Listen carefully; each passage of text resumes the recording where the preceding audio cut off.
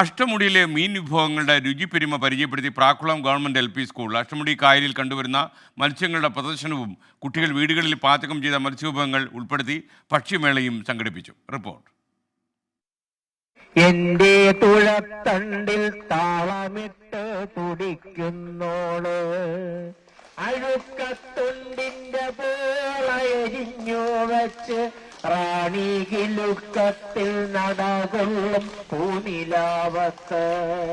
അഷ്ടമുടിക്കായലിലെ മത്സ്യങ്ങൾ കൺമുന്നിൽ കണ്ടതിന്റെ സന്തോഷത്തിലാണ് പ്രാക്കുളം സ്കൂളിലെ കുട്ടികൾ. കവിതകളിലൂടെയും കഥകളിലൂടെയും കേട്ടുപരിചയം മാത്രമുള്ള പള്ളത്തിയും മഞ്ഞക്കണമ്പും പ്രാച്ചിയും കൂഴവാലിയും അത്ര പരിചിതമല്ലാത്ത ഇലമ്പാട, കടിമീൻ ഉൾപ്പെടെ 30-ലധികം ഇനങ്ങൾ സ്കൂൾ മുറ്റത്തെത്തിച്ചത് അധ്യാപകരും വിദ്യാർത്ഥികളും രക്ഷിതാക്കളും ചേർന്ന്. കവിതയിൽ മാത്രം ഈ മത്സ്യങ്ങൾ കണ്ടാൽ പോരാ, അല്ലെങ്കിൽ കേട്ടാൽ പോരാ എന്നുള്ളതായിരുന്നു പ്രധാന സംഗതി. 3-4 ദിവസം എടുത്താണ് ഇത് ശ്രദ്ധിച്ചത്. പലതും അതിനകത്തൊരു ഏതാണ്ട് 50% മത്സ്യം, ഏതാണ്ട് ഒരു 50 ഇനങ്ങളോളം പ്രദർശിപ്പിച്ചു. അതിൽ ഏതാണ്ട് 25-30 ജീവിതത്തിൽ ആദ്യമായിട്ടാണ് ഞാൻ തന്നെ കാണുന്നത്.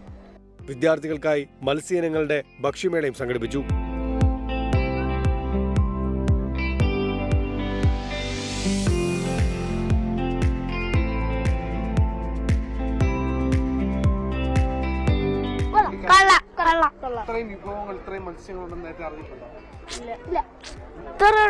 എനിക്ക് വിശ്വസിക്കാൻ പറ്റുന്നില്ല.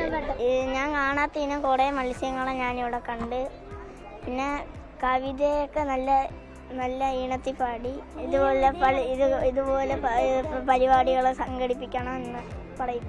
പരിപാടിയിൽ കവി കുരീപ്പുഴ ശ്രീകുമാർ മുഖ്യാതിഥിയായി എത്തി. കുട്ടിക്കവിതകൾക്കൊപ്പം അഷ്ടമുടിയുടെ പെരുമ വിളിച്ചറിയിക്കുന്ന കവിതകളുമായി കവി കുട്ടികൾക്കൊപ്പം ചേർന്നു. എന്നെ കണ്ണുരുട്ടി, ഞാനും കുറെ മണ്ണുരുട്ടി, ചേര എന്നെ നാക്ക് നീട്ടി,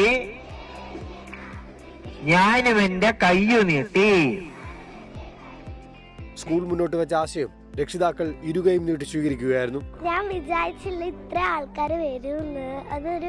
ഞാൻ ഇത്ര ആൾക്കാരെ കണ്ടപ്പോൾ ഞെട്ടിപ്പോയി. ഇന്നിവിടെ മീൻ വെച്ചപ്പം ഞാൻ അതിനകത്തുനിന്ന് ഞങ്ങളുടെ അച്ഛൻ അവിടെ മീൻ പിടിക്കാൻ പോയിട്ട് വരുമ്പോൾ കാണുമായിരുന്നു. ഞാൻ എത്തി നോക്കുക, ആ മീനൊക്കെ ഉണ്ടോ ഞാൻ എപ്പോഴും ഇങ്ങനെ എത്തി നോക്കിയായിരുന്നു. 300ഓളം വരുന്ന സ്കൂൾ കുട്ടികളിൽ ഭൂരിഭാഗം പേരും മേളയുടെ ഭാഗമായി. കുരുന്നുകൾക്കും ഇതൊരു പുതിയ അനുഭവമായിരുന്നു. 24 കൊല്ലം.